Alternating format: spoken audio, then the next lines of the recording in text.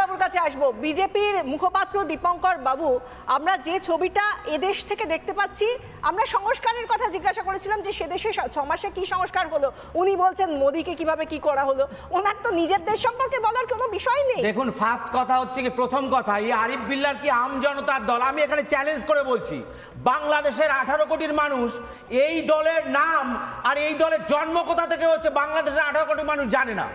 ঘুরে এসে জুড়ে বসে কোথার থেকে এই ইউনুসের চামচাগিরি করার জন্য এসেছে, যার জন্য এত বড় অসভ্য। বাংলাদেশের মানুষ স্বাভাবিকভাবে এতটা অসভ্যকে পছন্দ করে না। এরা নয়, এরা বাংলাদেশের মানুষের মুখ নয়। দ্বিতীয় একটা কথা, বাংলাদেশের নির্বাচন নিয়ে মধুচন্দ্রিমা শেষ হয়েছে।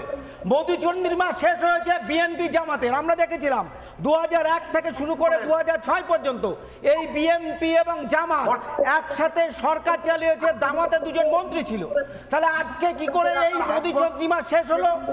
একটু শুনুন শুনুন। আরে আপনি আপনার দেশের ইতিহাস জানেন না? শুনুন না, একটু শুনুন। আপনার দেশের লোক, আপনি বাইরে বেরোলে আপনাকে পেটাবে। যে কথা আপনি দেশের হয়ে বলছেন, বাংলাদেশের লোক এগুলো পছন্দ করে না। দ্বিতীয় কথা, বাংলাদেশের জাতীয় সংসদের নির্বাচন, জাতীয় সংসদের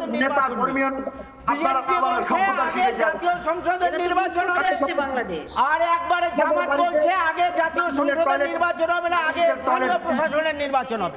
অর্থাৎ ওই দেশের যেগুলো চেয়ারম্যান, ইউনিয়ন পরিষদ, জেলা, ওদের যেগুলো উপজেলা নির্বাচন, সেগুলো আগে হবে।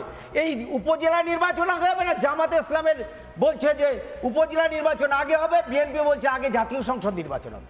এবার তৃতীয় একটা প্রশ্ন, এবারে একটা কথাই, বিএনপি এদিকে চালাকি করে জামাত ইসলাম বিএনপির সাথে সমঝোতা না গিয়ে বিরোধিতা করে জামাত ইসলাম আবার অনেক আসনে তাদেরকে প্রার্থী হয়ে লড়বে। তাদের পার্লামেন্ট নির্বাচনে, তাদের জাতীয় সংসদ নির্বাচনে ইতিমধ্যে ঘোষণা করে দিয়েছে। এটা বাংলাদেশে হচ্ছে। আরে বাংলাদেশে একদিকে বিএনপি প্রার্থী ঘোষণা করছে, অন্যদিকে বলছে নির্বাচন পিছিয়ে দাও। আরে শুনুন না, আর অন্যদিকে আওয়ামী লীগ যদি ইস্তেহার দিতে চায়, তাহলে ইস্তেহার যারা দিচ্ছে তাদেরকে গ্রেফতার করছে। আপনি যে পড়াশোনা করেননি, আপনি যে কথা বলতে পারেন না, আমরা দীপঙ্কর বাবু, এই আরিফ বাবুকে একটু পড়াশোনা করার সুযোগ দিয়ে, একটু পড়াশোনা করার সুযোগ দিন। আপনি যে কথা বলেছেন, আপনি পড়াশোনা করেন না। বাংলাদেশের লোক এত অশিক্ষিত আপনার মতো নয়। বাবুকে একটু পড়াশোনা করার সুযোগ দিচ্ছি, একটু শুনুন। যে সাধারণ মানুষ, যে সাধারণ মানুষকে প্রভাবিত করার, মগজ ধোলাই করার চেষ্টা করছেন আপনারা, আদতে তারা আপনাদের পাশে নেই। তারা শেখ হাসিনা এবং আওয়ামী লীগকে কিভাবে দেশে ফিরিয়ে আনা যায় সে কথাই বলছেন সাধারণ বাংলাদেশি মানুষ। শুনুন আরিফ, শুনে একটুখানি নিজেদের সংশোধন করুন। শুনুন,